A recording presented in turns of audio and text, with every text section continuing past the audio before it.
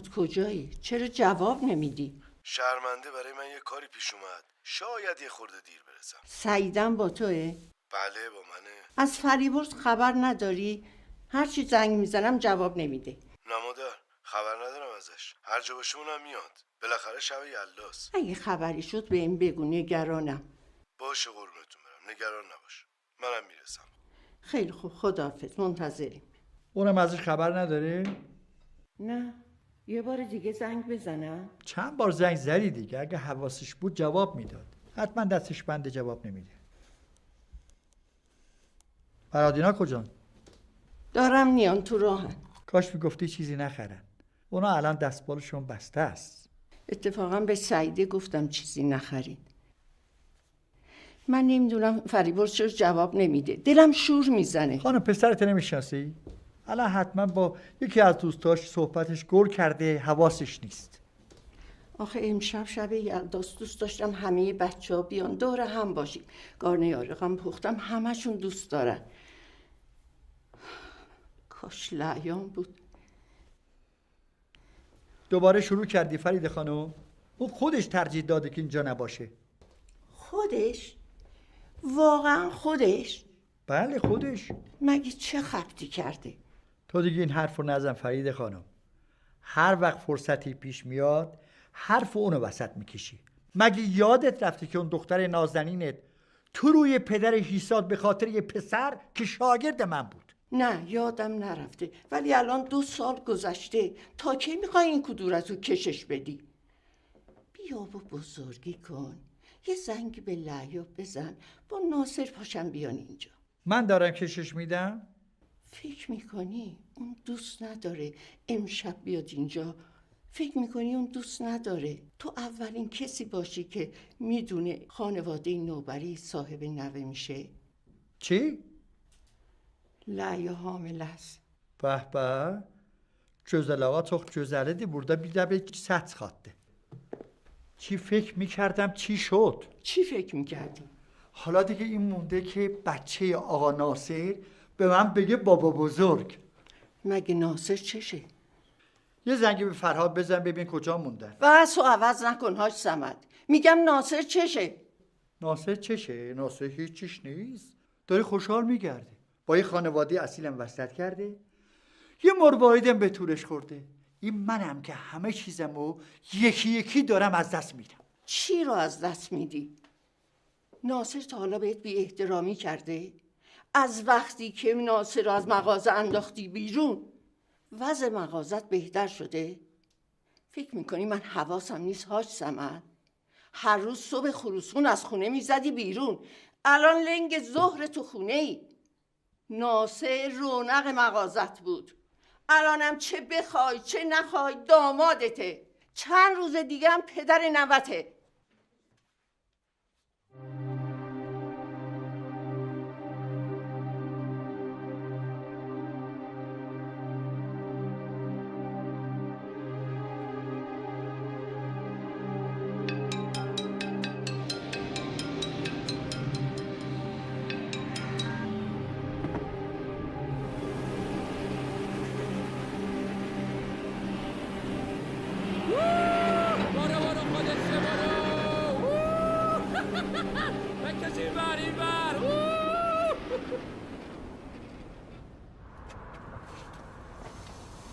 فریبرز بیا دست درد نکنه. بیرون چه سرده.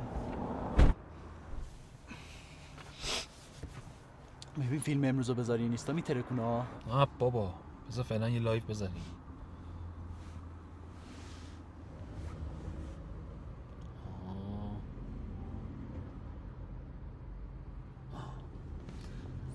سلام دوستای گلم، امروز آفرود داشتیم. چقدر زنگ میزنه این؟ الو سلام، چرا داد میزنی؟ بیمارستان؟ بیمارستان برای چی؟ باشه خداحافظ.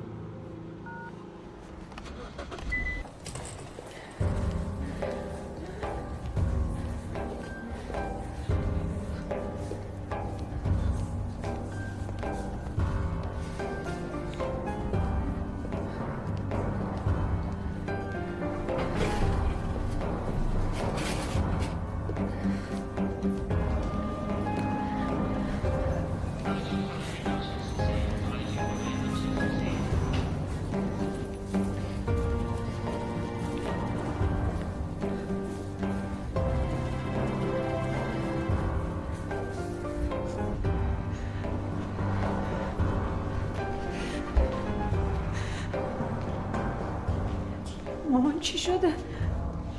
نمیدونم چی شد. یه دفعه افتاد. اما دکترش چی میگه؟ نگران نباش عمو جان، یه سکته خفیفه.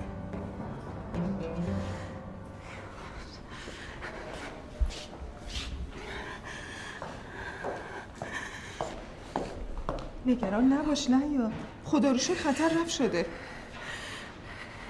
چند روز باید بیمارستان باشه. مثلا تو الان خیلی نگرانشی؟ مثلا کی به تو گفته بیای ها؟ کی به این زنگ زده بیاد اینجا؟ زشت فریبرز، چیزش آجامون؟ الان وقت این حرفا نیست. اتفاقا الان وقت این حرف هست. الان که آی صمد رو تخت بیمارستان افتاده دست کار این خواهرمون. چی میگی فرهاد؟ چی میگم؟ مگه دروغ میگه؟ مگه من چی کار کردم مقصر این حالا بابا من باشم؟ اینجا رو به ببین کی اینجاست. تمومش کن فریبرز، من گفتم بیان. دست گلت درد نکنه. گل کاشتی. چرا بهشون دعوتنامه فرستادی ها؟ بیان اینجا خیالشون تخت باشه که بالاخره حاج صمد از پا افتاد. اینا 2 سال منتظر همچین روزی ان. دارن به آرزوشون میرسن آخه. احترامتون نگه دار فریبرز. میفهمی چی از دهنت در میاد؟ من چیزی نمیگم. هی بیرون. من برای شما اینجا نیومدم که شما بخواید منو بیرون کنید. به خاطر کی اومدی؟ آقا جونم اگه تو رو آدم حساب میکرد که 2 سال پیش پاتو نمیبرید. هری بابا تمومش کن فرهاد. 2 سال آزگار لام تا کام حرف نزدم، اما امروز دیگه فرق میکنه. یا جای من اینجاست یا جای اون. چه خبرتون آقا؟ بفرمایید بیرون. اینجا بیمارستانه. بفرمایید. ببخشید.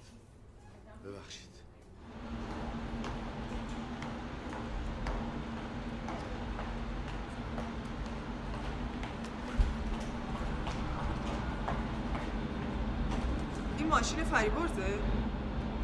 شاسی بلند گرفته؟ نمیدونم، میگفت میخواد ماشینش عوض کنه. لابد دیگه. یعنی پژو رو فروخته تونسته شاسی بلند بگیره؟ الان میام بایستا. مبارک فریبرز. کی خریدی؟ یه هفته میشه. از کجا؟ یعنی چی از کجا؟ یعنی پولش از کجا آوردی؟ الان باید به تو هم جواب پس بدم؟ نه مجبور نیستی جواب پس بدی، ولی خب برام سوال پیش میاد دیگه. این ماشین که 1 قرون 2000 پولش نیست. تو هم که یه راست داشتی مینالیدی. چجوری هست؟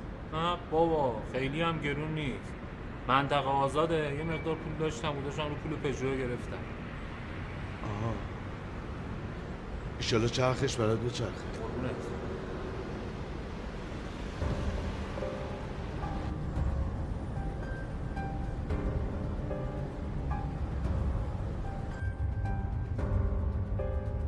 بهت نگفتم داره مغازه رو بالا میکشه؟ تازه این کوه یخ فقط نوکش دیده میشه. حتی حاضر نیست قایمش کنه. خدا میدونه دیگه چی کارایی کرده. باید یه کاری بکنی. مثلا چی کار کنم سعیده؟ ایشالا که آقا جون زود حالش خوب میشه. وقتی حالش بهتر شد میری میشینی قشنگ باهاش صحبت میکنی. اون وقت آقا جونم قشنگ همون کاری رو با ما میکنه که با فریبرز کرد. از وقتی که نمیرم مغازه، هر وقت رفتم باهاش حرف بزنم این پیرمرد فقط سکوت کرد. منم از ترس این که عصبی نشه هیچی نمیگم. میترسی تو هم مثل لعیا تو خونش راه نده؟ خب نده. مثلا تو که اجازه داری خونه آقا جون بری بیای، با لعیا چه فرقی داری؟ به لعیا چیزی نمیرسه، خب به تو هم چیزی نمیرسه. همش رو فریبرز بالا میکشه. یکی باید بیاد با آقا جونتون حرف بزنه دیگه. درستش میکنم.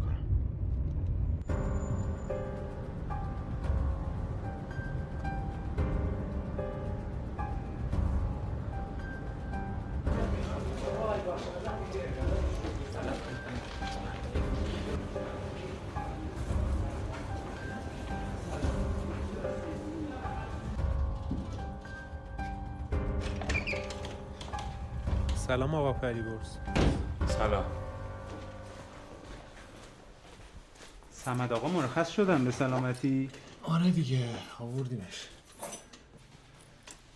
کی میام مغازه؟ طول میکشه دیگه حسن.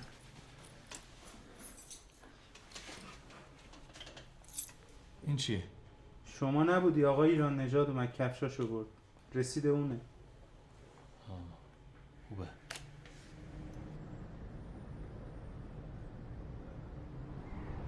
چرا عمو کمال الان یاد ما افتاده؟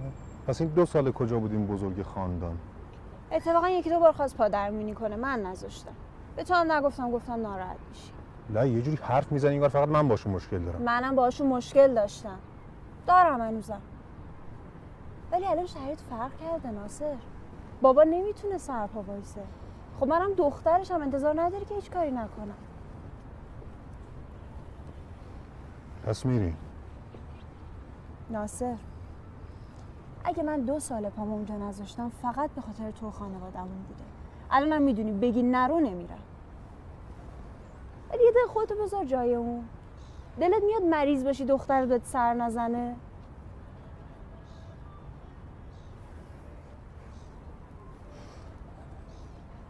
چی؟ یه جور دیگه میخواستم بهت بگم. حالا کجا فهمیدی دختره؟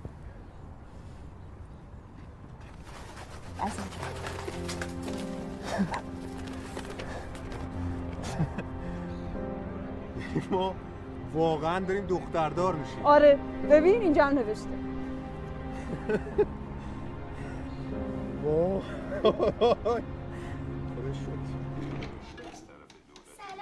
سلام خوشگل مادر، چطوری؟ خوبی؟ خیلی خوش اومدی. سلام. برو پیش بابا بزرگ. خوبی مامان جون؟ بفرمایید. خودتو به زحمت انداختی، غذا که بود. خواهش میکنم مامان جون، وظیفه بود. دیدم آقا جون دلمه دوست داره، واسش درست کردم. دستت درد نکنه. فرهاد میاد؟ جای پارک نبود، رفت کوچه پایینی پارک کنه. آره میاد. میدونستم الان میای، میگفتم یه سس سالاد بگیری. هر چی به سوپر زنگ میزنم اشکال. میخوای به فرهاد زنگ بزنم بگیره؟ نه دیگه، خودم به سوپر زنگ میزنم. باشه. فریبرز میری سس سالاد بگیری؟ سوپری هر چی زنگ میزنم اشکاله. آره میرم میگیرم. سلام عمو. سلام قربونت برم. بودو ببینم. یه بوس بده عمو ببینم. آخ چه مزه‌ای داری. یه دونم سس سالاد بگیر. مامان جون چیز دیگه لازم نیست؟ نه دستت درد نکنه. نه چیز دیگه لازم نیست. زود بیا. خدا. گفتم که میرم میگیرم الان. نه آقا فریبرز این چه حرفیه؟ شما با ماشین شاسی بلند بری سس بگیری، پس مردم چی میگن؟ پس الان که خرید میکرده بعد. والا آقا فریبرز ما که ندیدیم شما خرید کنین. من باز میکنم.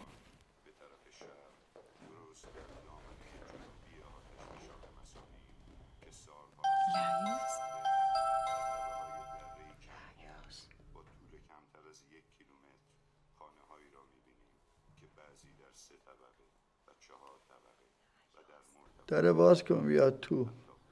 کمال زنگ زد باش صحبت کردم. فریبرز تو همین بحث تموم کن. خوب نیست که بین خواهر برادر کو درست باشه. به فرهادم اینو گفتم.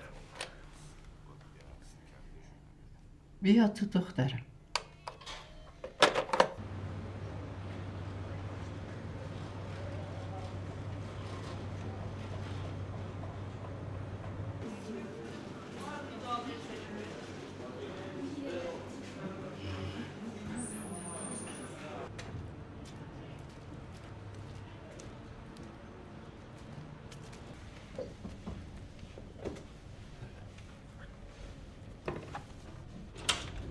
سلام.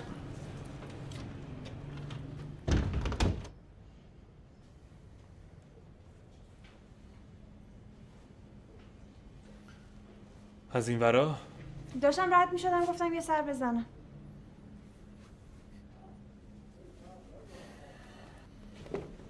چی کار داری میکنی؟ معلوم نی؟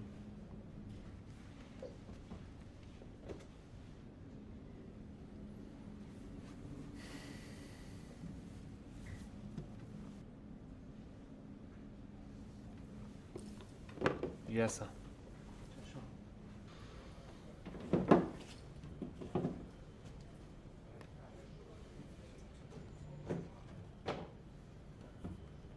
الان اوستاکار کیه؟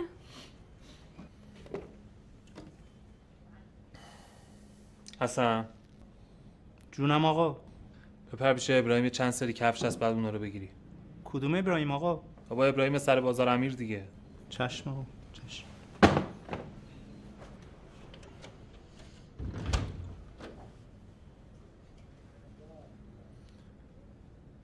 ببین لیا، اون شب آقا جون گفت رو باز کنید بیاد داخل، گفتیم چشم.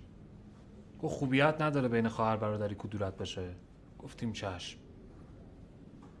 ولی هوا ورد نداره هر روز پاشی هلک هلک بیا اینجا مغازه زاغسیه مغازه رو چوب بزنی ها.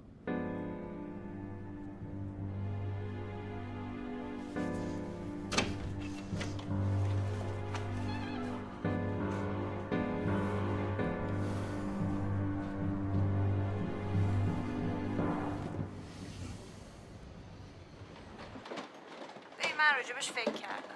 خب میخوام با آقا جون حرف بزنم. ببین لیا جان، تو تازه باشون آشتی کردی، چیزی بگی موضوع میگیرن ها. اتفاقا خودم هم همین فکر رو میکنم. میترسم بگن ناصر کوکش کرده. دقیقاً. تو حرف نزن، بگو فرهاد با آقا جون صحبت کنه. فرهاد میگه فریبرز داره مغازه رو به باد میده. خب دیگه پس بگو فرهاد با آقا جون صحبت کنه. به من چیدمشونا؟ واقعا؟ آره. نتونستی تو شب صبر کنی؟ نه دیگه چیدمشون. خیلی قشنگ شده. کمد نگه داشتم بیای با هم بچینیم ها. دیر نکن، زود بیا.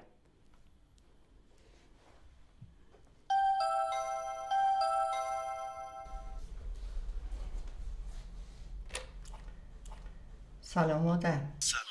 باز کن مادر، مرسی. خیر باشه. فرهاد موقع روز نمیاد. میخواد در مورد مغازه با آقا جون حرف بزنه. چه حرفی؟ نمیدونم، الان میاد خودش بهتون میگه. فریبرز کجایی مادر؟ اینا خیلی وقتی رسیدن ها. حواست باشه چی بهت گفتم. چی شد که به این نتیجه رسیدی؟ راستش فقط مغازه نیست آقا جون. موضوع اصلی خود فریبرزه که اونم انگار مامان داره راحتمون میکنه. مونده بودم چجوری بهش بگم. ببین آقا جون، ما فکر میکنیم فریبرز نمیتونه اونجا رو مدیریت کنه. میخوایی کمکش کنی؟ کمک که چی بگم آقا جون؟ به نظر من فریبرز اون مغازه رو به باد میده. البته من اینطوری فکر نمی کنم. اول به شک کردم که نتونی کار رو انجام بده، ولی الان خودش نشون داد. یه استاد کار آورده کار رو شروع کردن. تازه این دستگاه هم فریبرز خریده. آره اون دستگاهمون خریده. دستش درد نکنه. مادر من، میدونی اگه فریبرز اون مغازه رو مثل آدم مدیریت کنه میتونه روزی یه دونه از اینا بخره؟ خب راستش آقا جون، با یه برند چینی آشنا شدم که کفشاش خیلی خوبه. کلی هم تو شهرهای بزرگ نمایندگی گرفتن، حتی کیش. اما میدونم هنوز تو تبریز به کسی نمایندگی ندادن. میخوای نمایندگیشو بگیری؟ خب اگه شما صلاح بدونین اجازه بدین، من اونجا یه آشنا دارم. کجا؟ تو دفتر مرکزی شیگه. یعنی چی؟ یعنی تولید کفش نوبری رو کلا تعطیل کنیم، کفش چینی بفروشیم؟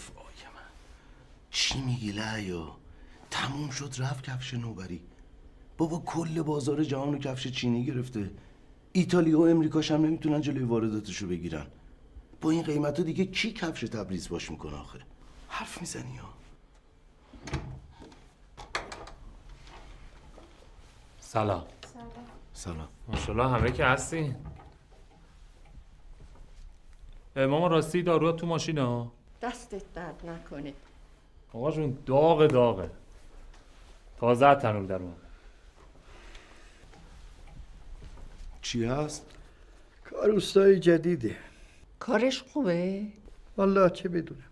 البته این کار اولش ها، بهترم میشه. آقا جون اگه مشکلی داره بگو تا بگم اصلاحش کنه. نمیخواد. شاید دیگه نیازی به اصلاح نباشه. چطور؟ من با یه برند چینی آشنا شدم که کاراش فوق‌العاده است. دارم تلاش میکنم ببینم میتونیم یه نمایندگی تو تبریز ازشون بگیریم. پس بگو. جلسه داشت. هیچ جلسه‌ای در کار نبود. فرهاد یه پیشنهادی داد، البته پیشنهاد بدی هم نبود، ولی من بیگدار به آب نمیزنم. بریم ته توی قضیه رو در بیاریم ببین چیه. آقا جون، من از فردا خودم پیگیر کارا میشم، خبرشو بهتون میدم.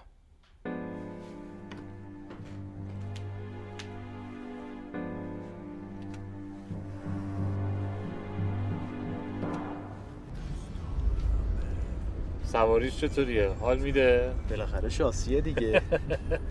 خب داشتی میگفتی. آره. آقا جون مامانم که طرف منم. آقا جونم هم گفت برو کارتو ادامه بده. یعنی این وسط فقط فرهاد بهت گیر داده؟ خواهرت چی؟ بابا اون که همش طرف فرهادو میگیره. البته من فکر میکنم این شوهرش ناصر بهش خط میده. به نظر چیکار کنم؟ ببین فریبرز نباید باش در بیفتی. والله همه برنامه‌ات فهم می‌ریزه. اون به جز ماشینت آتوی دیگه ازت نداره که، درسته؟ آره. خب باز خواهش کنی پول ماشین از مغازه برداشتی دیگه. آره.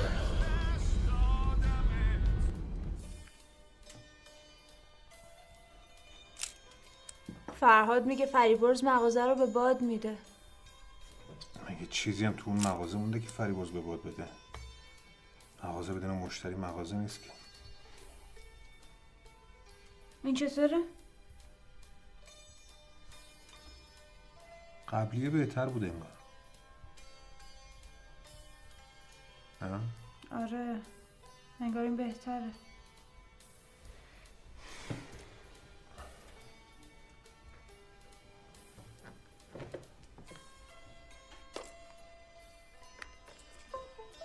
چند بذارمش؟ 80 چطوره؟ کم نیست؟ قبلی و 100 گذاشتم رو هوا زدم. نه همون 80. 2 تا کارو 80 بفروشی بهتر از اینه که یه کارو 100 بفروشی.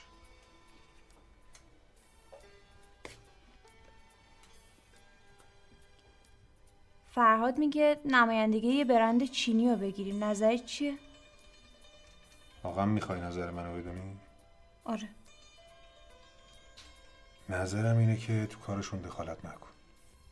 کارشو؟ آره کارشون.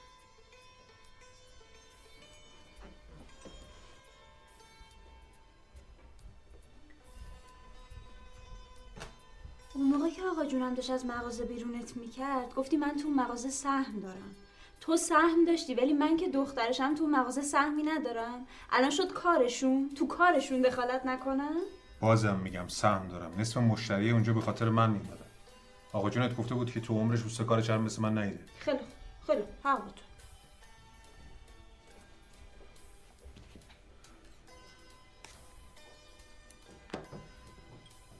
الان تو بگو من چی کار کنم؟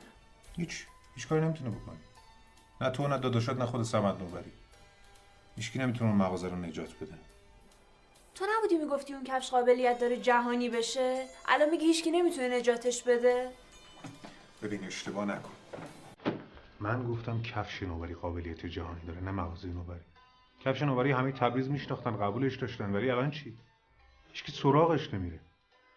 بعد بیرون کردن من 10 تا استکار عوض کرد. از هیچ کدومشون راضی نبود. آخرش هم خودش مجبور شد بشینه پای چرخونم که اونم که چی؟ خودش هم نتونست مثل تو بدوزه؟ نه دوخت. خوبم دوخت. ولی لیا جان الان که مریض شده کی میخواد اون کفش رو بدوزه؟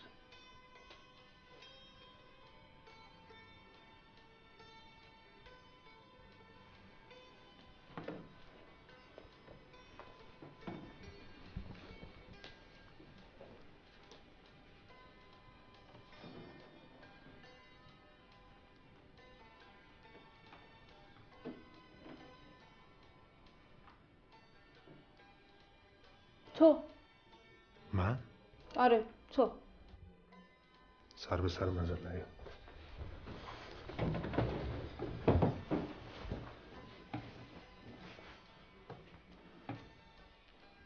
ناصر جان، تو فکر میکنی من نمیدونم تو با چه حالی صبح تا شب پای اون دستگاه ها وای میستی؟ فکر میکنی متوجه نیستم با چه حالی اونجا جاسویچی میدوزی؟ من خیلی خوب میدونم چقدر دلت واسه کفش دوختن تنگ شده ناصر. خیلی خوب میدونم.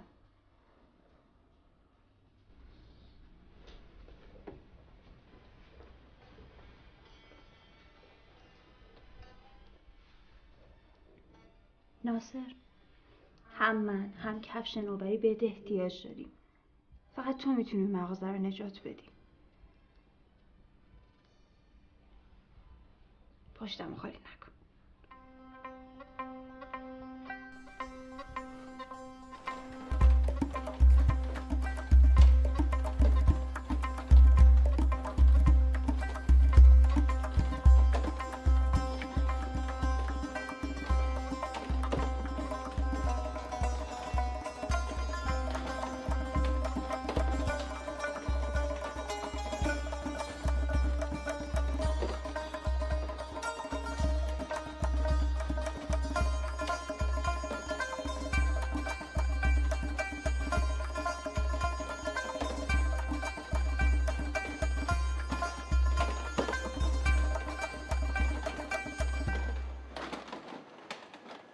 ما فکر میکنیم شیوه کار شما تو مغازه دیگه جواب نمیده. چرا؟ شیوه تولید کفش تو مغازه شما قدیمیه آقا جو. واقعا؟ چون ناصر تو کارخونه کار میکنه مال ما دیگه قدیمی شد؟ اتفاقا همین مشتری ما آدم حسابیه. من شیوه تولیدو دارم میگم.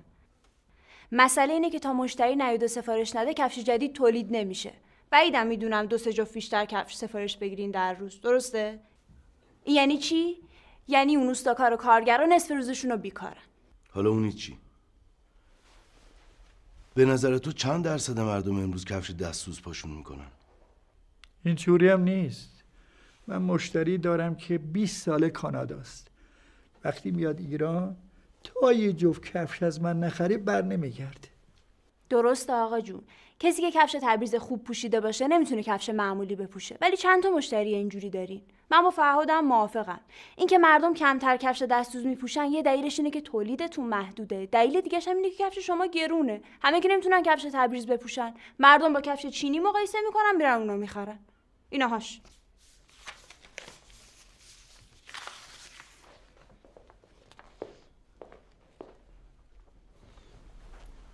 این مقایسه آمار فروش کفش ایرانی و کفش چینیه. ببین فروش کفش چینی چقدر بالا رفته.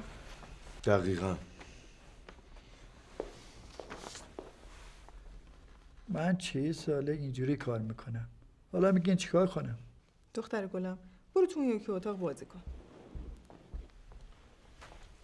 راستش آقا جو من دیشب با این رفیقم دوباره حرف زدم. میگفت تمام شهرهای بزرگ نمایندگی گرفتن. فقط مونده تبریز و 1-2 تا شهر دیگه. پیشنهاد من همچنان گرفتن نمایندگیه. یعنی الان فقط ما از قافله عقب موندیم. بیا. برای نمیگم بی خیال شیم دیگه. چیزی نگفتم. چرا به تو بر میخوره؟ بایدم بر بخوره مرد حسابی.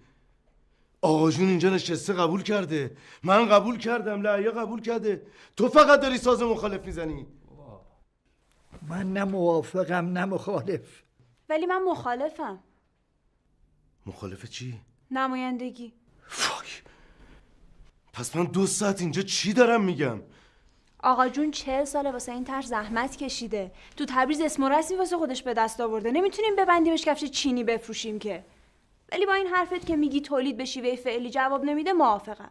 من میگم باید شیوه تولیدمون رو عوض کنیم. چی داری میگی تو؟ بابا این سمن نوبری ها روبروت نشسته. 40 سال داره تو بازار کفش میدوزه. بعد تو اومدی راچای بازار رو نشونش بدی؟ دقیقاً کجاشو میخواین تغییر بدین؟ من میگم باید برندش کنیم. چجوری؟ میتونیم کار تولید رو سر و سامون بدیم. کفشای بیشتری تولید کنیم بدون اینکه لازم باشه شما خود پشت میز بشینی. همین کاری که چینی‌ها کردن. مگه الکیه دختر؟ همینجوری واسه خودت یه چیزی میگی یا؟ همینجوری نمیگم، مطمئنم شدنیه. من رفتم بانک، اتحادیه، بازرگانی تحتوشو در آوردم. خب بریم این کارا رو هم بکنی. یه تیکه کاغذ دیگه. اونو بالای تاقچه مغازه هم بذاری، نذاری مشتری‌ها میان. تو تبریز هم همه کفش نوبری رو میشناسن. اسم آقا جون واسه خودش برنده بابا. دقیقاً حرف منم همینه. کفش نوبری آقا جون رو تو تبریز همه میشناسن. هر کفشی هم تو تبریز این موقعیت رو نداره، ولی مسئله اینه که اینا همش متکی به خود آقا جونه. تا آقا جون نره مغازه و پشت میز نشینه کفش جدید تولید نمیشه. با این وضعیتی هم که آقا جون داره اصلا معلوم نیست دوباره کی پشت میز بشینه. حالا اگه این برند ثبت بشه چه فرقی میکنه؟ خب تازه رسیدیم به اصل موضوع. خب میتونیم مغازه رو گسترش بدیم. 2-3 تا اوستاکار، 10-12 تا هم کارگر. یکی باید باشه که بالا سرشون وایسه دیگه. یکی که طرح نوبری رو خوب بشناسه، خودش هم این کاره باشه که بتونه نظارت بکنه. مثلا شوهر آقا ناصر دیگه. پس بگو یه ساعت داری مقدمه چینی میکنی که برسی به آقا ناصر. من اسم کسی رو نیاوردم. من دارم میگم یکی باید باشه که همون کیفیت تک‌دوزی رو توی تولید سری هم ایجاد بکنه. البته خب نیاز به ماشینالات و قالب و اینا داره ولی شدنیه. ماشینالات؟ آقا جون خودم براتون توضیح میدم. منظور لعیا اینه که شما کلی پول هزینه کنین، مواد اولیه، چرم، پول کارگر، کوفت و زهرمار، یه سری کفش تولید کنین بچینین تو ویترین، بلکه یکی بیاد از شما یه جفت کفش بخره. درسته لعیا؟ نه آقا جون. شما یه دقیقه اینجا رو ببینید. ما کفشا رو با یه بسته‌بندی شیک مثل این میفرستیم برای مشتری. برای هر کفش هم شماره سریال و شناسنامه میذاریم. مشتری میتونه اطلاعات کفشش رو توی سایتمون ببینه. جنس چرمش، تاریخ تولیدش، تاریخ ارسالش به بازار، همه چی. برند تجاریمون هم کیفیتش رو تضمین میکنه. نهایتاً کفشی هم ایراد داشت پسش میگیریم. بعدم میفرستیم تهران و شهرهای دیگه. آخه این چیزایی که میگی تو حرف راحته. این خودش یه پروژه است. کلی پول و سرمایه میخواد، مگه الکیه؟ آقا وام میگیریم. من رفتم اتحادیه، بازرگانی، بانک، تحتوشو در آوردم. اومدیم و این کفشا فروش نرفت. وقت تو میخوای قسطشو بدی یا ناصر؟ راست میگه. قسطشو نتونیم بدیم مشکلاتمون چند برابر میشه. پله پله جلو میریم بهمون فشار نمیاد. با یه اوستاکار و 2 تا کارگر شروع میکنیم. بعدم بسته به تقاضا تولیدمون رو میبریم بالا. بعدم چرا نفروشه؟ مگه خودت نگفتی کفش نوبری رو همه میشناسن؟ تبلیغات هم میکنیم همه بدونن تبدیل به برند شده. برند نوبری. تبلیغات. آیا از پوشیدن کفش‌های چینی رنج میبرید؟ ما برند نوبری رو به شما مسخره بازی ها چیه؟ مگه الکیه؟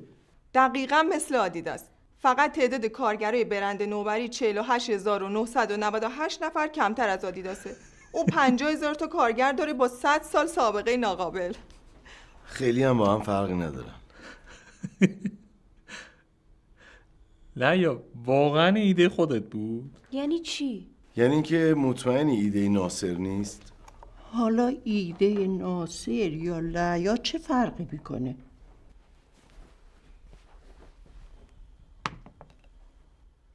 ایده خودمه. مثل این که تو خوشت اومده. من تو بازار نیستم. از این چیزام سر در نمیارم. میشه یا نمیشه نمیدونم. ولی احساس میکنم فکر خوبی. ایده جذابیه ولی زمان میبره. به هر حال دست درد نکنه دخترم. خیلی ممنون. حق با آقا جونه. باید یه راهی رو پیدا کنیم که سریع و راحت‌تر به پول برسیم. به امید خدا آقا جون اگر نمایندگی رو راه بندازی قول میدم از ماه دوم پول پارو میکنی. فرهاد بگو دیگه دیشب به دوستت که تو نمایندگی اصفهان زنگ زدی بگو چقدر تعریف میکرد. خیلی راضی بود. میگفت تو این مدتی که زده فقط یه خورده ماه اول ضعیف بودم. از ماه دوم میگفت فروششون رسیده به 400-500 تومن. اینا آقا جون این عکس کفشش ببینین.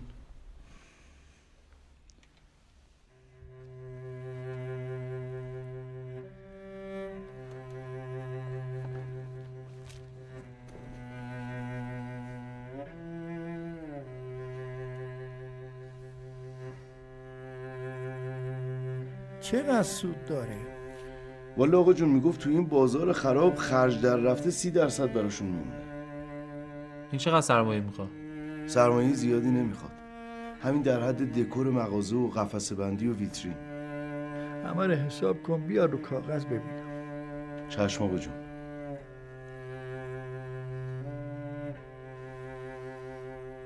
بعد نیست پیشنهاد لعیارم بررسی کنی. اونم خوبه اشکال نداره.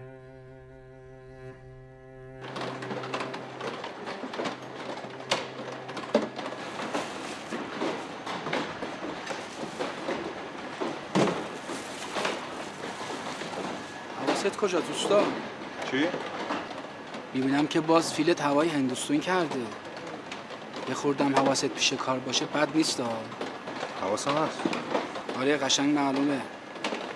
ببین دوستا ناصر، تا الان خیلی هوا تو داشتم ها، ولی چوب خطت پر شده.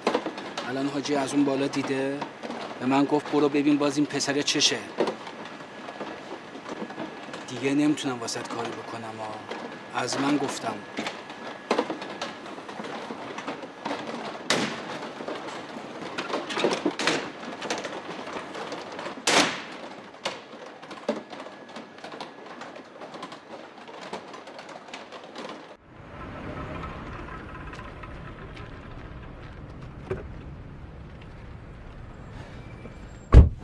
خب ببین پریت حسابمه اینجا 29 600 تومن اومده به حساب من از این شماره حساب.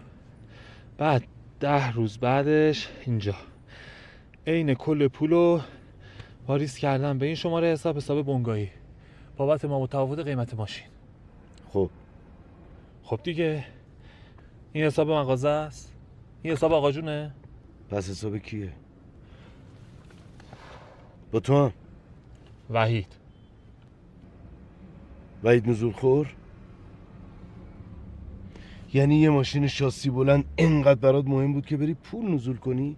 شما بهش میگین نزول، تو بازار بهش میگن اسکون. بعدش هم اگه الان ماشین رو نمیخریدم دیگه میتونستم بعدم بگیرم یا نه. هر وقتم بخوام میفروشمش دیگه. الان ماشین داره همینجوری میکشه بالا، همین خودش الان تو 15 تومن سوده. باشه ببین مامان جون، دکمه سبز رو که فشار بدی شروع میکنه به حرکت. با این دکمه سرعتش میاد پایین، دوباره دکمه سبز رو که تی بزنی سرعتش میره بالا. همین. پس شد چی؟ خب با این سرعتش میره بالا، با این دکمه سرعتش میاد پایین. دوباره اگه اینو بزنم سرعتش میره بالا.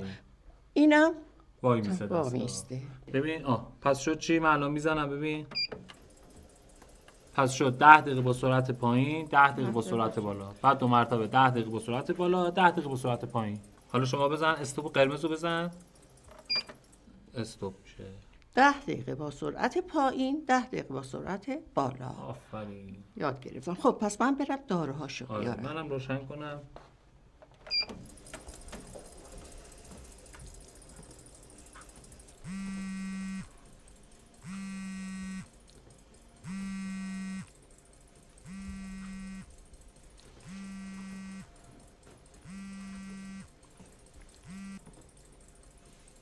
الو سلام آقای اسدی.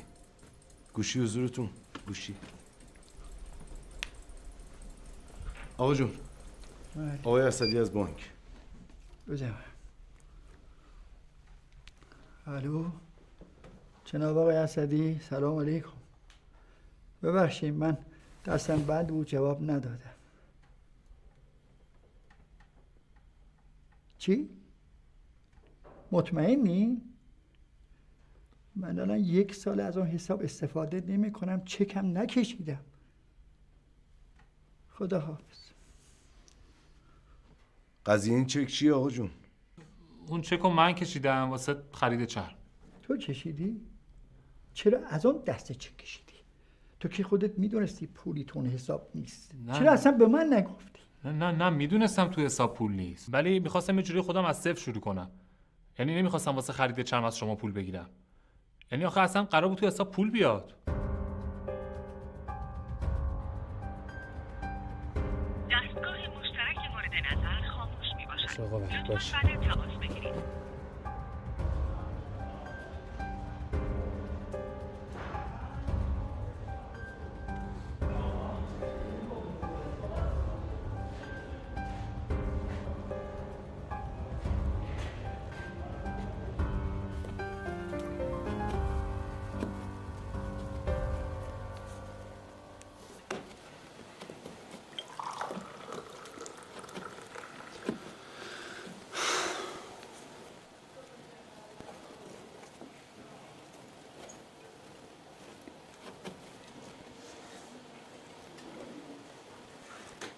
نه یه دقیقه بیا بیرون کارت دارم.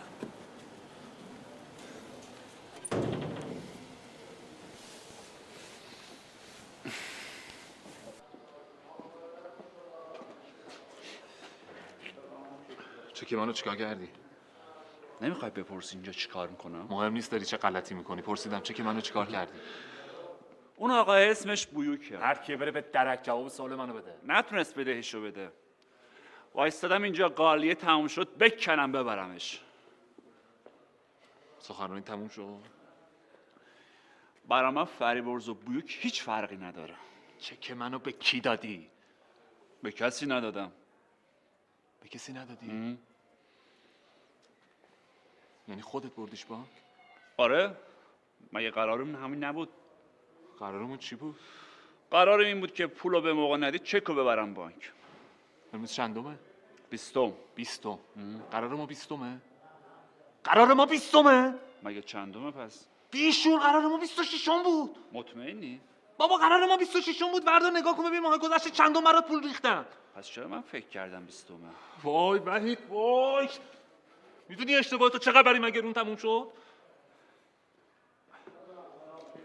به خدا فریبرز همش تقصیر این سیروسه. میدونی دیشب زنش اومد در خونمون اینقدر کولی بازی در آورد که اعصابمون ریخت به هم. ببخش. واقعا ببخش. همین دیگه ببخشید تموم شد رفت. آقا وحید تموم شد دارم میبرنش.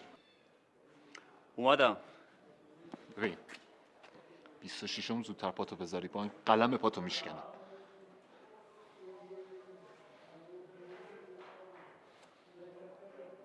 پولو بردار یا چی که تو ببر.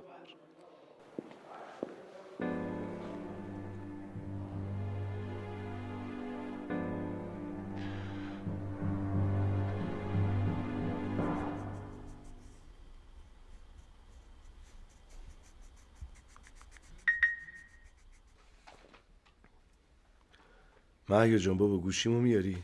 چشم.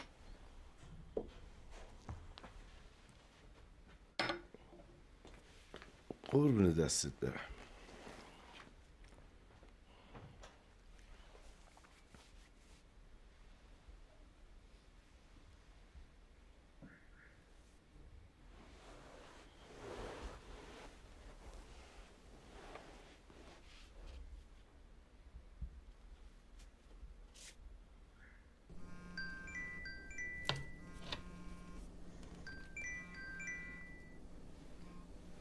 الو. الله سلام. سلام. لیا فریبرز به تو هم پیام داده؟ آره پیام داده. خب با این شرایط بابا باید میخریدیمش. نه مشکلی برای خریدش نیست، ولی من میگم این قیمت مگه چه خبره؟ این تردمیله مگه نوش چنده؟ وا مگه دست دومه؟ مگه نمیدونی؟ نه. مطمئنی؟ من به مامان گفتم کاتالوگشو بیار ببینم، گفت نداره. کارتونم که نداره. من دقت کردم یه جاییش هم رنگش رفته بود، ضربه خوردیم، به نظرم کار کرده است. عجب. خیلی خوب. آره حالا تو میگم فعلا پول نریسم ببینم چی کار میکنم. باشه دیگه. قربونت فعلا. باشه. خداحافظ. خداحافظ.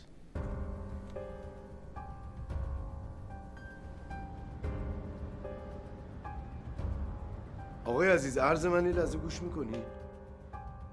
بله. ببینید من میگم من خودم اونجا خدمت شما رسیدم. درخواست رو من به شما دادم آقای عزیز، مدارک رو من آوردم اونجا تسلیم شما کردم. حالا نمیشه که یه نفر از راه برسه این آقا هر کی برادر من یا غریبه چه فرقی داره؟ ازتون خواهش میکنم خودتون درست کنین. آقا بگین مدارک ناقصه، چه میدونم، بگین حالا با تماس میگیریم. بله محبت کنین خودتون درستش کنین. من میرسم خدمتتون. بله ممنون. بیشور. چی شده؟ فرهاد میگم چی شده؟ هیچی بابا. فریبرز پا شده رفته سر خود درخواست نمایندگی داده. آقا جو میدونه؟ لابد میدونه دیگه. نمیخوای کاری کنی؟ موندم به خدا. خب برو با آقا جون حرف بزن. چی بگم؟ واقعیت رو بگو. بگو کارو من جور کردم، خودم میخواستم پشت کار باشم. فرهاد کار مال توه ها.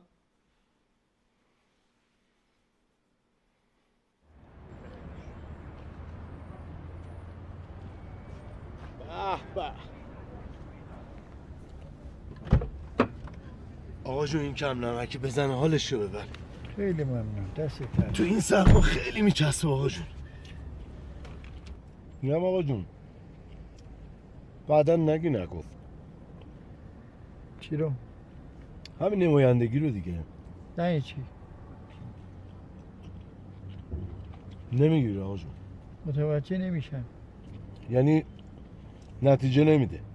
پیشنهاد خودت بود، حالا میگی نتیجه نمیده، یعنی چی؟ ببین آقا جون، این نمایندگی با فریبرز جواب نمیده. خیالتو راحت کنم. من درکت میکنم، میفهمم چی میگی. تو میگی یعنی من بعداً بگیم که پیشنهاد تو بودی نمیگیم. مطمئن باش. بعدش هم فریبرز الان واقعا عوض شده، درآمد زیادم داره.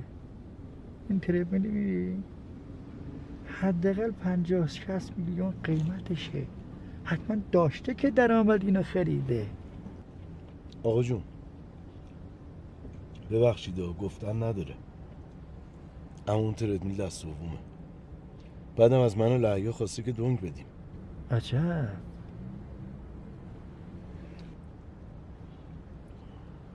بعدش هم فقط موضوع تردمیل نیست آقا جون. پس چیه؟ بعدم میگم بهتون. سلام علیکم.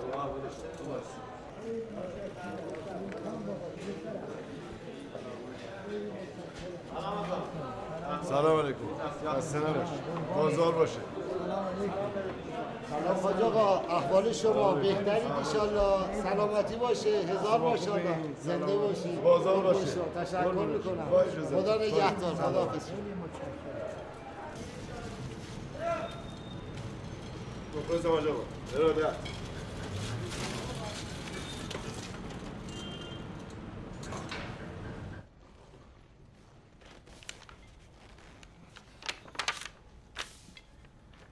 بفرمایین آقا، نوش جان. ببینم فریبرز کجاست؟ آقا فکر کنم رفت حجره آقا محمدی. البته مطمئن نیستم. با اجازه. فرهاد جون آقا جون. یه زنگ بزن فریبرز بیاد. چشم. فقط آقا جون من یه چیزی قبلش بگم تا نیومده. کارهایی که آورده اونجا چیده دیدین همشون کارهای اسپورته. خب خوب نداره آقا جون، اینا دستسوزن.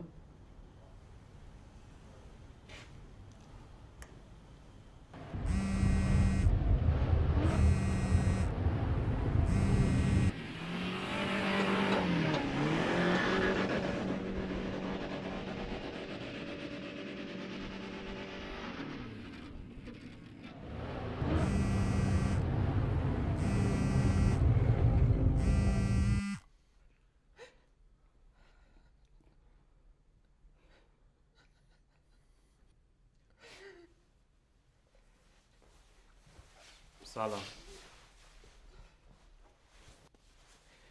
سلام ماما. ماما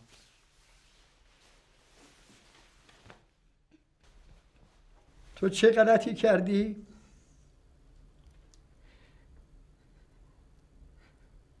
گفتم تو چه غلطی کردی؟ با چه که من پول نزول برداشتی؟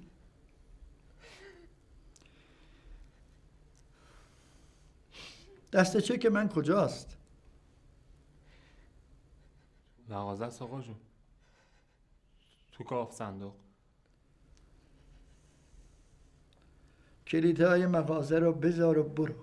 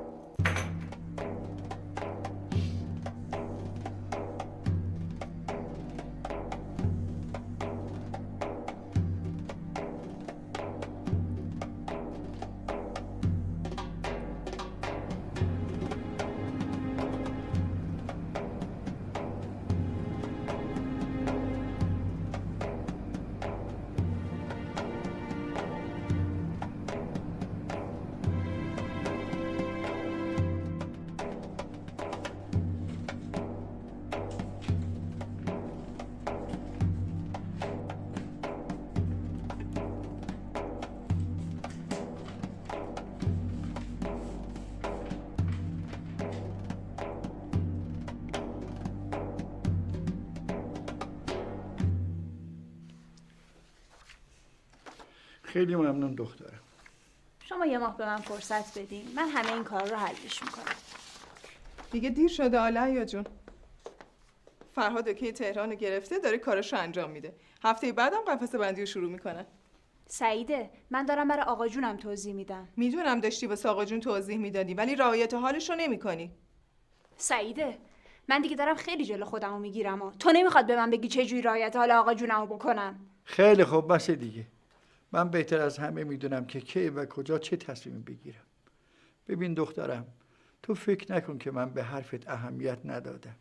تو بین بچه ها بیشتر از همه دغدغه اون کفش و دغدغه نام منو داری. من دیگه پیری شدم، یه سکته هم کردم، دیگه پام لبه گوره. دور از جون آقا جون.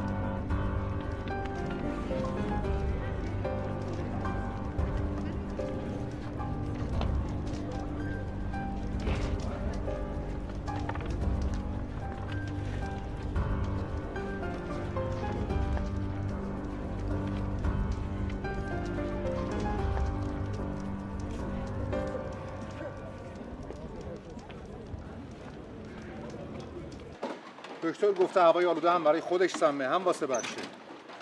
والا از شما که خودت خانومی بیشتر از این انتظار داریم. من نذاشتم یه ثانیه تو این هوا بیرون بمونه. چند بار شده رفتم مرخصی گرفتم کاراش انجام دادم. حق با توه. منم دیگه چیزی از مغازه بهش نمیگم. البته کار مغازم تموم شده. فرهاد ظاهراً کار نمایندگیشو حل کرده. به سلامتی.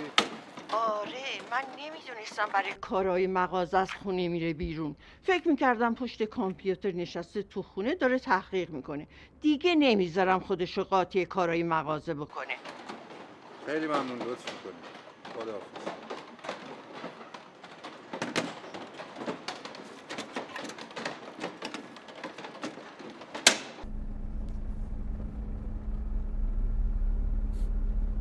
فرهاد SMS داده که پول ترتمیلو میدم. زحمت کشید آقا فرهادت. فریبرز این قضیه بوداره. اون قضیه همین دیگه. چه جوری آقا جونت فرهاد و سال راه نمیداد مغازه الان 2 دستی تحویلش داده؟ قرار نبود اینجوری بشه که. خب حالا که شده. بذار ببینم.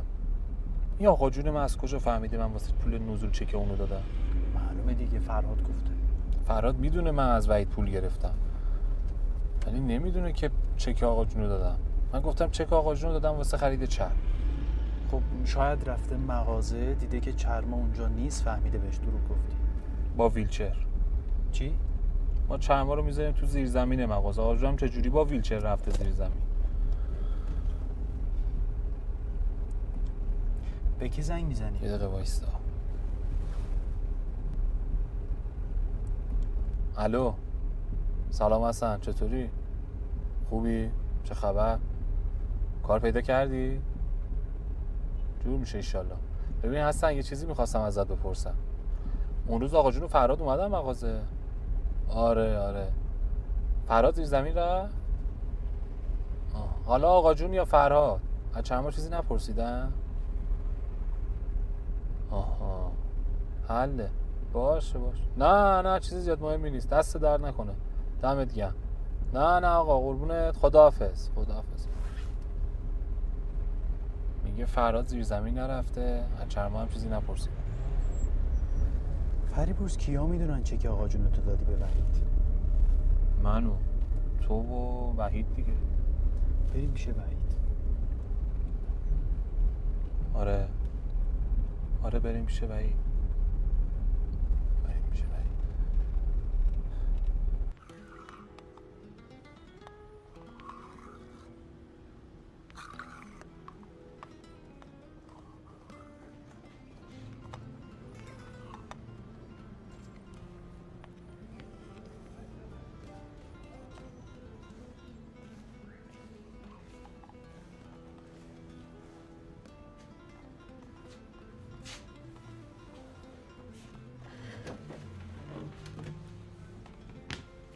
به آقا فریبرز از این ورا. آیلی خان چند سال وحید رو میشناسی؟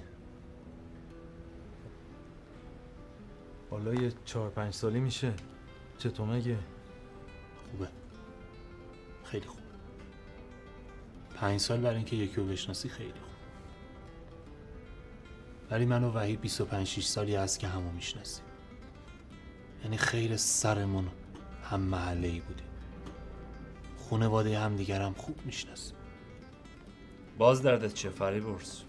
وحید تو میدونی که آقا جون من چقدر با نزول مخالفه. عقاید آقا جونت محترم، چه دخلی به من دارم؟ خب مرد حسابی من چک اونو به تو دادم. خب اومدی پیشم گفتی پول نزول میخوام، گفتم باشه. حالا اومدی میگی میخوام تصفیه کنم، بازم میگم باشه. دیگه این بچه بازی ها برای چیه؟ ها؟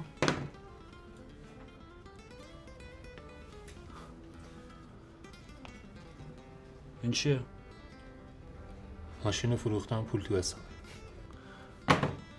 چک تو هم تو جیب منم. البته چک آقا جونت. ببین وحید، من یه سوال کوچیک ازت میپرسم، جواب سوال منو بده، پولو بریزم به حساب تموم شه بره. اگه ندم چی؟ اون وقت میتونی اون چکو ببری بذاری اجرا. حاج صمدم که خوب میشناسی، زندان برو هست اما چک نزولو پاس نمیکنه. نه دیگه، به این راحتی ها نیست. میگه چک پسرم از جیبم برداشته، امضامو جعل کرده، کلی داستان میشه، کلی آبروریزی میشه. یعنی برات مهم نیست؟ نه، یعنی اول مهم بود الان دیگه مهم نیست. اما آقا زن بیرونم کردن دیگه چیزی هم واسه از دست دادن ندارم. وحید خان ببخشید ها، شما هم ببخشید، ولی جفتتونم دارین توم میرین. حالا بذار ببینیم سوالش چیه.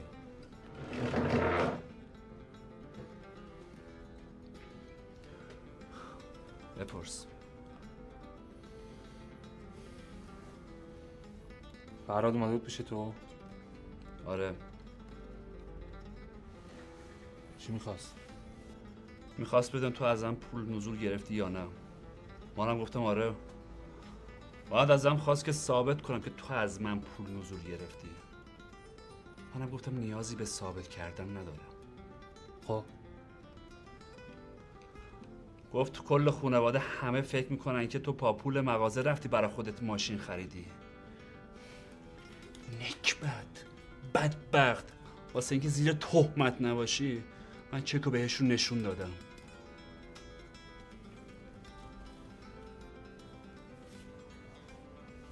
باش، همینو میخواستم. شماره حسابتو بفرست. چرا چکو زودتر بردی بانک؟ جان؟ دارم میگم چرا چکو زودتر بردی بانک؟ قبلا به رئیس توضیح دادم. فریبرز رئیس هم نیست، رفیقمه. فریبرز، من یه غلطی کردم، یه پولی بهت دادم، حالا هم باز جواب داشته بودم هم جواب رفیق تو. وحید جواب سوالشو بده، ما بریم سوال دیگه هم ازت نمیپرسیم. فردا صبحم اول وقت پولو میزنم به حسابت. من اون روزم بهت گفتم که ببین وحید، نمیخواد به من دروغ بگی. این مسئله بین من و داداشم ضررش هم به تو نمیرسه. به جون مادرم قسم بخوای بهم دروغ بگی به قرآن پولتو نمیدم. ببینم چجوری میتونی از اون صمد نوبری پولتو بگیری. عادی میشه بره بیرون؟ بله آقا، مشکلی نیست.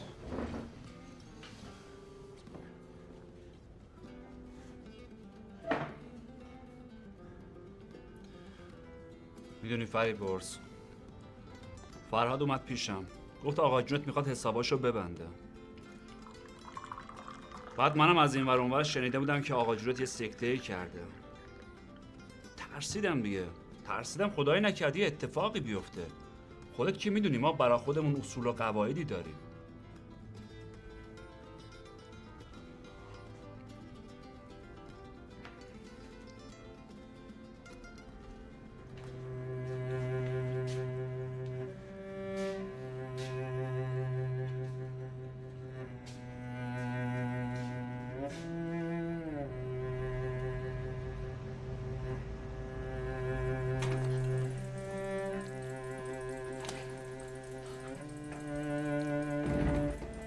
سلام.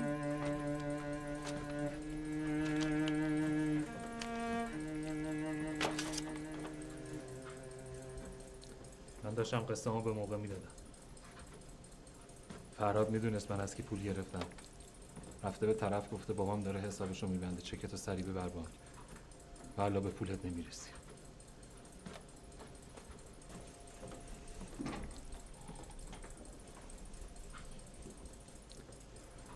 از اول هم نقشه کشیده بود که بیاد مغازه جای منو بگیره. همین کارا رو کرده بود که از اون شرکتم انداختنش بیرون.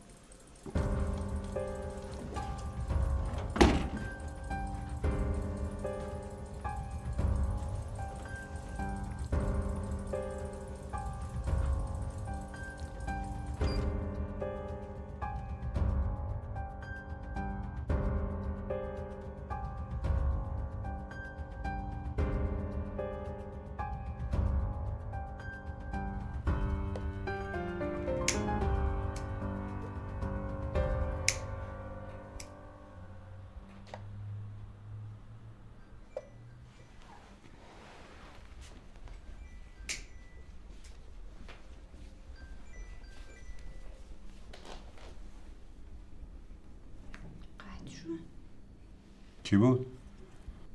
خونه آقا جونه.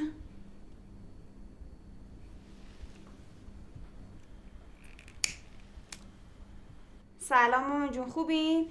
ببخشین تا برسم قطع شد. سلام مادر، خوبی؟ قربونت، ما هم خوبیم مرسی. ببخشید اشتباه زنگ زدم، میخواستم سوپری رو بگیرم. آقا جون خوبه؟ خوبه، سلام داره. سلام برسون بهش. خداحافظ. چی شد؟ قطع کرد. مامان شما رو سوپرمارکت رو زده رو یخچال، چطور ممکن اشتباه گرفته باشه؟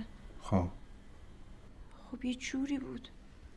من یه سر میرم خونه آقا جون. لیا جان با این حالت بیرون نری بهتره. اگه خیلی نگرانشونه یه بار دیگه بهشون زنگ بزن. نه دلم شور میزنه، میرم یه سر بهشون بزنم.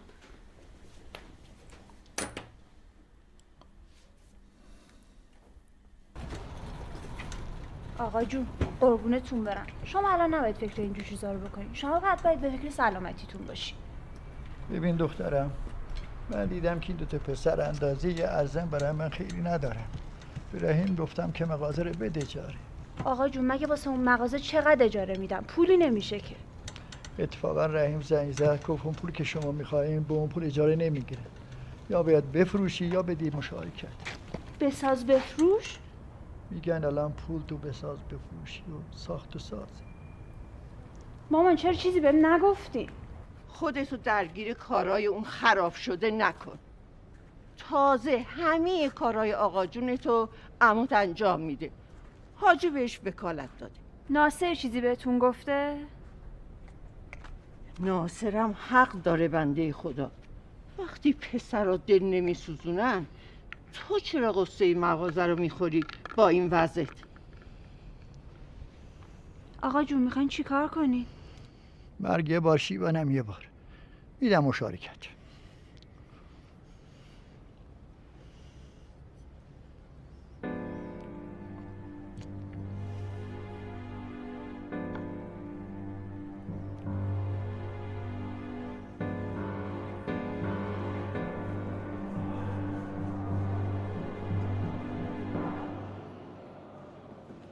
این قضیه برنگ که میگی چیز خوبیه، ولی از نظر من اونم کار درستی انجام میده. پولو بخوابونه تو ساخت و ساز، 1 سال دیگه 50% سود برمیداره. خیالتو راحت کنم عمو جان، صمد ممکن نیست با حرف من نظرش عوض بشه. حداقل یه کاری بکنین این قضیه اجاره دادن مغازه رو 1-2 ماه عقب بندازین. اینو میتونم باهاش صحبت کنم. دست شما درد نکنه. منم ببینم چیکار میتونم بکنم دیگه.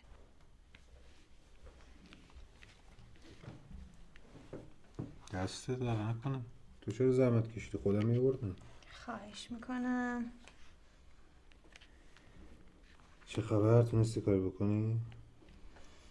یه فکری تو سرمه، فردا میخوام با بابا حرف بزنم. امیدوارم بشه. خیلی شد. ممنون.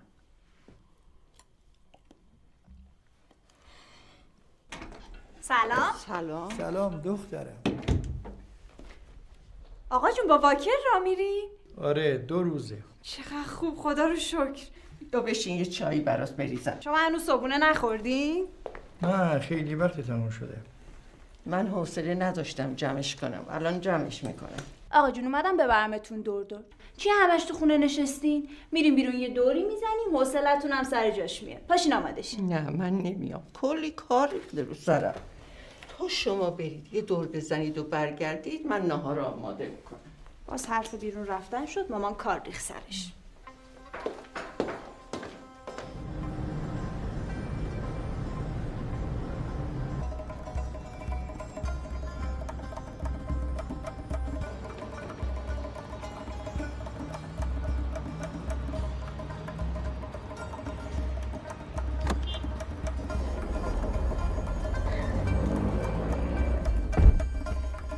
خب آقا جون، یکی برای شما. خیلی ممنون دخترم. خواهش میکنم. یکی هم برای ما. آقا بی زحمت بریم سمت میدون ساعت.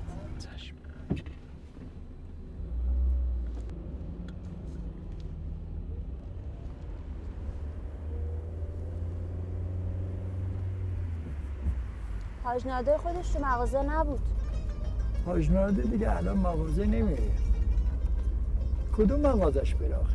خیلی مغازه داره، کجا باید بشینه؟ تازه پیر شده، بالای 80 سالشه. میگن از کانفت فروشی به اینجا رسید داره؟ اون 35 سالش بود که کانفت و نعنا درست میکرد. بعد یه دستگاه ها برد شروع کرد به شکلات درست کردن. وضعش هم خوب شد ماشاءالله. الان هم وضعش آمده. آره تو اکثر شهرهای ایران شعبه دارن. آره منم شنیدم. گفتی چند سالش بود دستگاه بود؟ حدود 60 سالش. سر حالم بود. پس 60 سال واسه ایجاد تغییر دیر نیست. حتی تو بعضی شغل آدم باید 40 سال کار کنه تا یه اسم و رسمی به دست بیاره. آخه اون 3 تا پسر با غیرت داره که هر یک از پسرها یک گوشه از کار رو گرفتن و الان هم وضعش خوبه.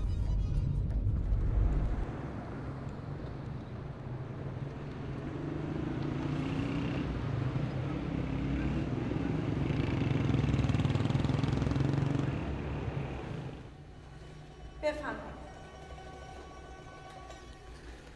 اینجا اولین موزه کفش ایران و 7مین موزه کفش دنیا هستش. و البته اکثر کفش ها و اقلام این موزه از طرف مردم خریده شده. از این طرف.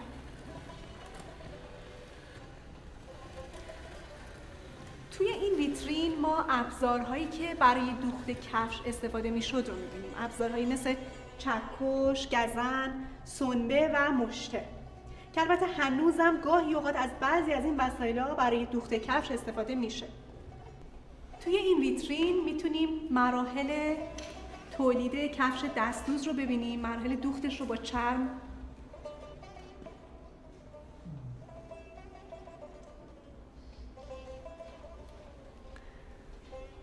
بفرمایید. توی این ویترین چند جفت کفش منحصر به فرد هستش که برای دوخت اونا از قالب استفاده نشده بوده.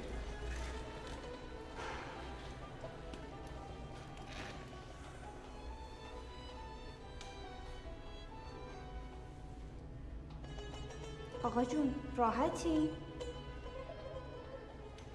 آره دخترم راحت.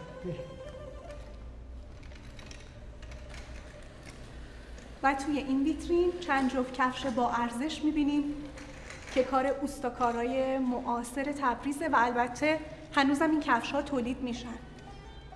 نه دیگه این نوع کفش‌ها دیگه تولید نمیشن. ببخشید؟ این کفش‌ها کار پدر منن. ایشون استاد نوبری هستن. واقعا؟ بله. چه جالب. خیلی لطف کردین استاد، خوش اومدین. پس حالا که اینطوره اگه ممکنه قبل از اینکه تشریف ببرین محبت بکنین دفتر موزه ما رو امضا بکنید. چشم با کمال میل. ممنونم مرسی. پس من تو دفتر منتظرتون هستم. حتما. فعلا با اجازه.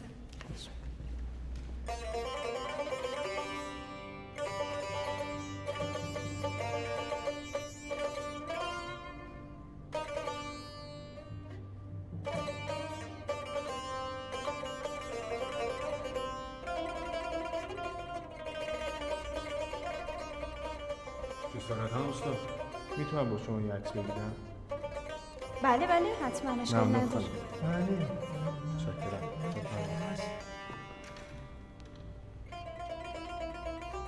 متشکرم. مرسی.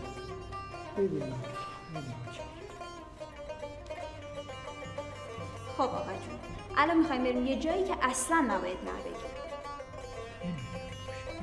بفرمایید.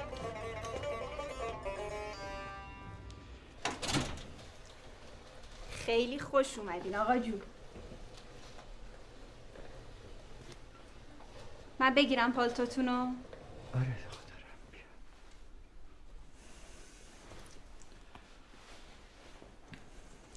شما بفرمایین، من چای بذارم بیام که مهمون عزیز داریم.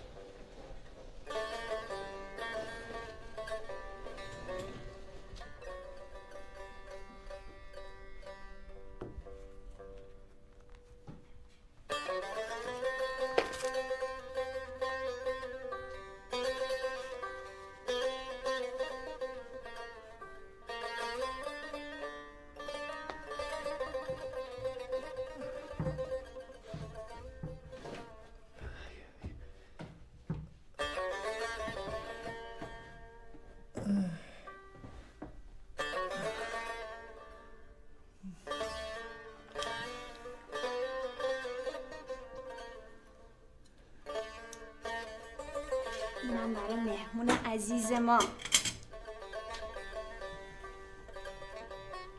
زحمت کشیدی دخترم، دستت درد نکنه. این چه حرفی آقا جون؟ من 2 سال منتظر این روزام. نه اینو رو جمع نکن. بذار باشه. اینو رو جمع نکن. چشم.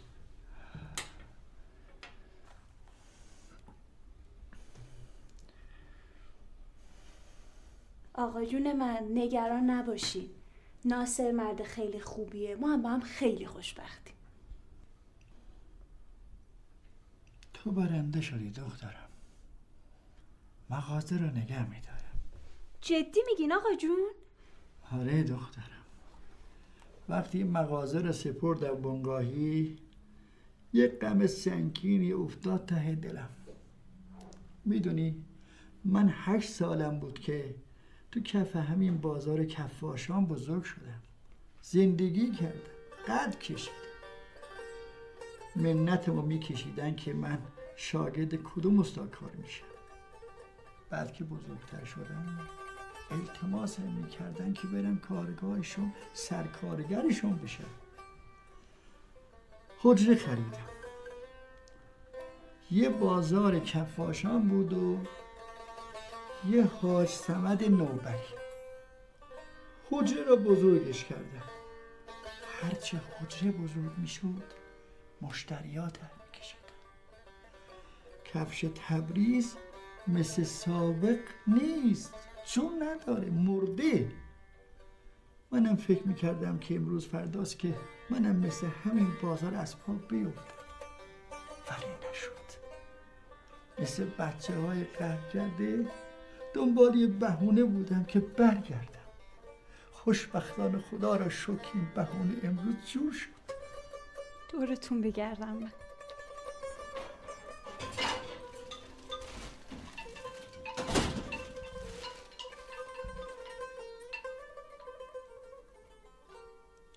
سلام.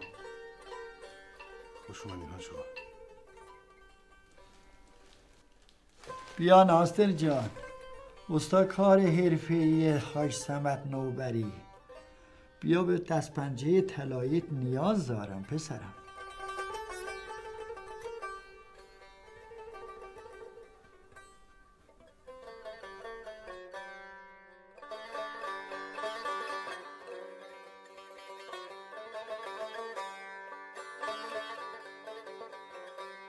کاش به اندازه لعیا حواستون جمع اون مغازه بود. کاش شما دوتا هم میدونستین چه سرمایه‌ای رو دارین از دست میدین. عمو جان یه جوری حرف میزنین انگار من دست رو دست گذاشتم نشستم تماشا میکنم. بابا شما که خبر ندارین، پوستم کنده شد، انقدر زد و بند کردم، آشنا گیر آوردم تا اون نمایندگی کوفتی رو جور کنم. حالا بگذریم از این که تو کله یه سریا چی بود. چی تو کلم بود؟ من اگه رفتم سراغ نمایندگی که سفارش آقا جون بود، خودم که همون اول مخالف بودم. چی شد شما یهویی شدین دایه مهربانتر از مادر؟ این چند ساله کجا بودی؟ تو که حالت به هم می‌خورد از بوی چرم و چسب و کفش، حالا همشون شدن واسط گلاب کاشون؟ آره، از وقتی حال آقا جونم به خاطر پول نزول بد شد همه چی عوض شد. آبروی آقا جونم برام مهمه. حالا آبروشی چی؟ حرف جونشه. تو که میدونستی آقا جون حساس رو پول نزول، چرا گرفتی؟ پس آقا جون رفته سراغ وحید و تتوی پول ماشین منو در آورد. داره؟ حالا هر کی اینجوری مراقب آقا جون بودی؟ ببین فرهاد، تو خودت بهتر از هر کس دیگه میدونی چرا دور بر آقا جون پلاس شدی. چرا؟ واسادین پته همدیگه رو میریزین رو آب. من که میدونم صمد عمرن زیر بار حرف لعیا نمیرفت، هم به خاطر ناصر هم به خاطر خودش. ولی این دختر یه کاری کرده که الان فقط اونو قبولش داره. حاجمون هیچ گربه‌ای محض رضای خودمونش نمیگیره. دختره دیگه میدونی چجوری قاپ بابا رو بدوزه.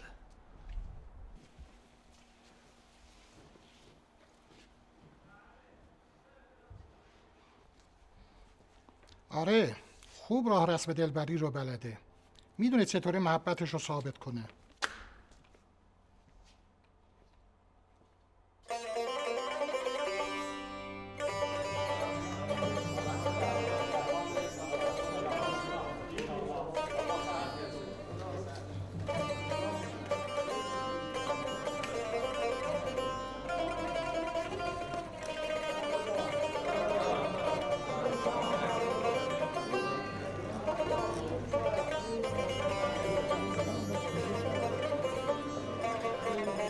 آقا جون این آگهی ثبته که دیروز تو روزنامه چاپ شده.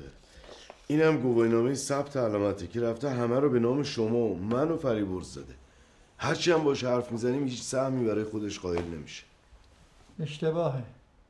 اشتباه اونم باید شما دوتا جبران بکنید. چجوری آقا جون؟ به روش خودش، بدون که خودش بفهمه، یا به نام اون یا به نام ناصر. ناصر؟ برو دنبال ناصر و لعیا، هر جوری شده راضیش کن که برگردن.